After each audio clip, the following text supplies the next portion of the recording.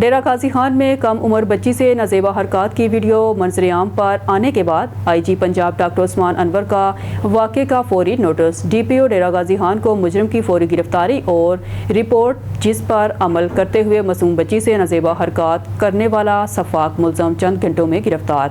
مزید تفصیلات جانتے ہیں بیورو چیف لاہور میاں کبیر احمد سے۔ جی کبیر، آگاہ کیجیے گا۔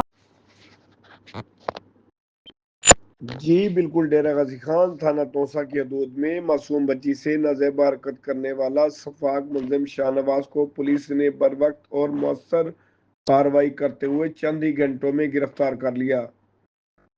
واقعے کی سی سی ٹی وی فوٹیج منظر عام پر آتے ہی ڈی پی او نے سخت نوٹس لیتے ہوئے واضح کہا کہ معصوم بچیوں کے ساتھ اس قسم کے گھناؤنے جرائم کسی صورت برداشت نہیں کیے جائیں گے اور ایسے درندہ صفت عناصر کو عبرتناک انجام تک پہنچانا پولیس کی اولین ترجیح ہے۔ ڈی پی او ڈیرہ غازی خان طارق ولایت نے واقعے کی اطلاع ملتے ہی فوری کارروائی کا حکم دیا اور 2 خصوصی ٹیمیں تشکیل دیں۔